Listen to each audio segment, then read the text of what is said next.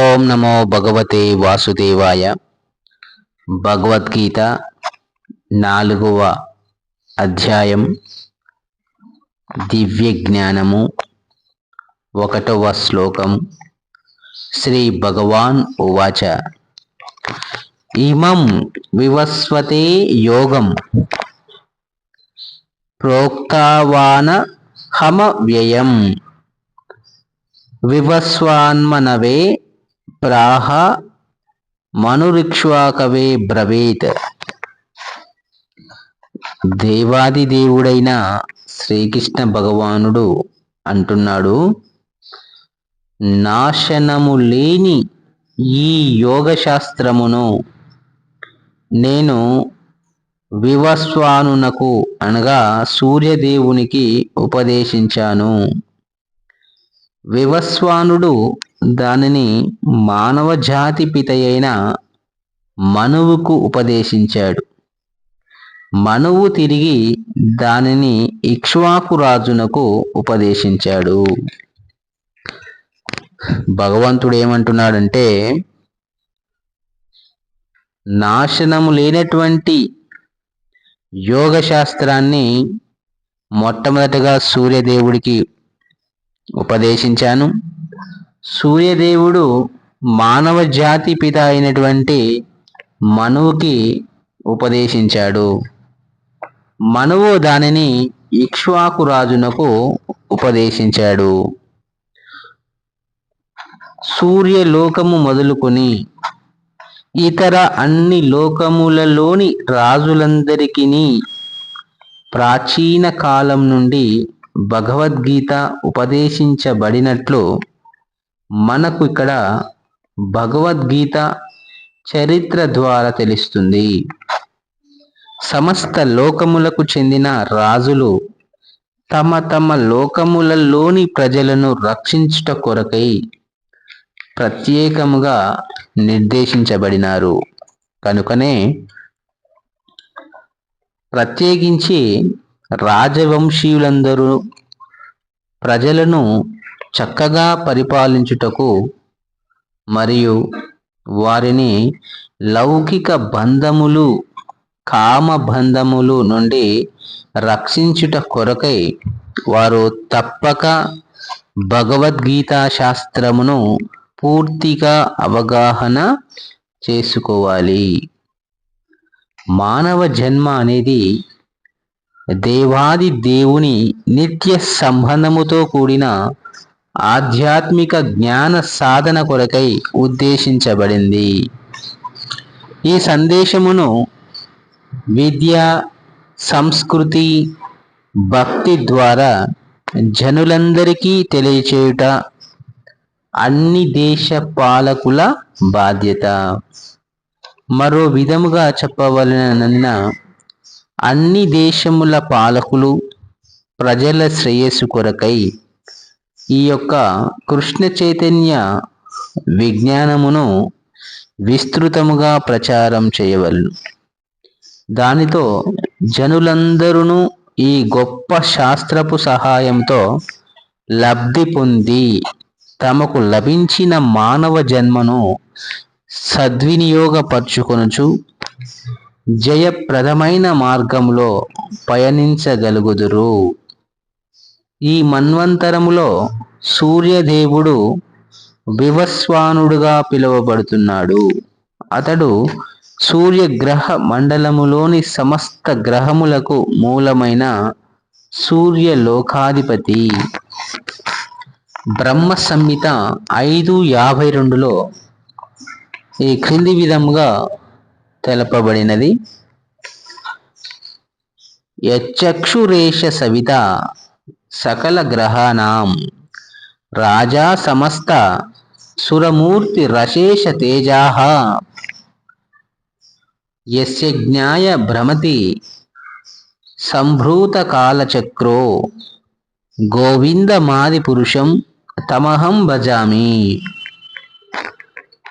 ఏ ఆది పురుషుని ఆజ్ఞచే గ్రహములకు రాజైన సూర్యుడు అత్యధిక శక్తిని మరియు ఉష్ణమును పొందుతుండునో అట్టి దేవాది దేవుడైన గోవిందుని నేను భజింతును.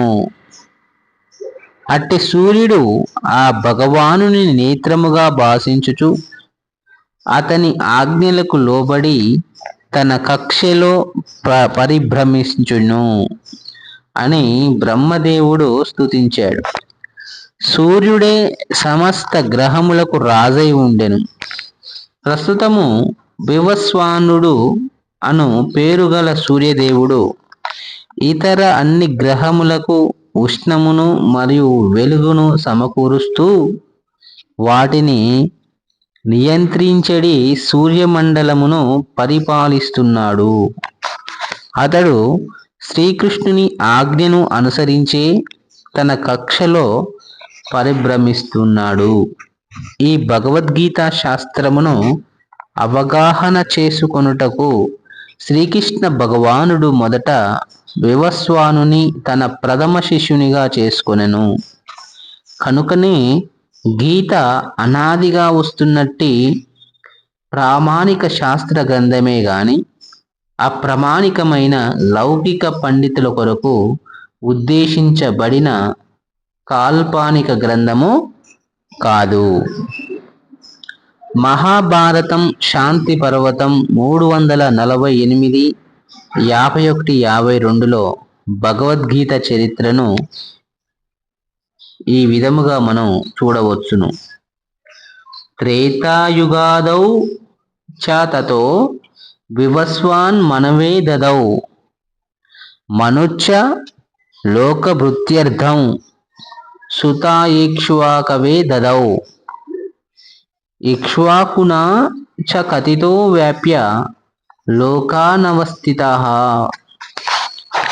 త్రేతాయుగారంభమున మానవునికి భగవానునితో గల సంబంధమును తెలుపు ఈ శాస్త్రము వివస్వానునిచే మనువునకు బోధించబడినది.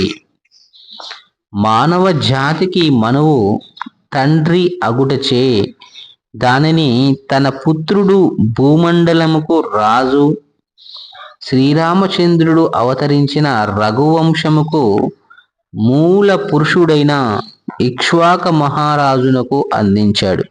అనగా భగవద్గీత ఇక్ష్వాకు మహారాజు కాలం నుండే మానవ సంఘంలో నెలకొని ఉన్నది. ప్రస్తుతము 4,32,000 సంవత్సరాల కాల పరిమితి గల కలియుగంలో కేవలము 5,000 సంవత్సరములు మాత్రమే గడిచినవి. ఈ యుగముకు పూర్వము ద్వాపర యుగము 8 లక్షల సంవత్సరాలు, దానికి పూర్వము త్రేతాయుగము 12 లక్షల సంవత్సరాలు ఉన్నది. ఈ విధంగా దాదాపు 20,05,000 సంవత్సరాలకు పూర్వం మనువు తన శిష్యుడు మరియు భూమండలముకు రాజైన ఇక్ష్వాకునకు ఈ భగవద్గీతను బోధించెను. ప్రస్తుతం మనువు జీవిత కాలము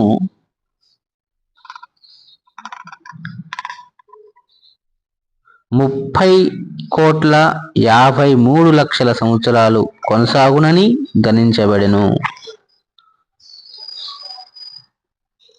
అందులో 12,04,00,000 సంవత్సరాలు మాత్రమే గడిచెను.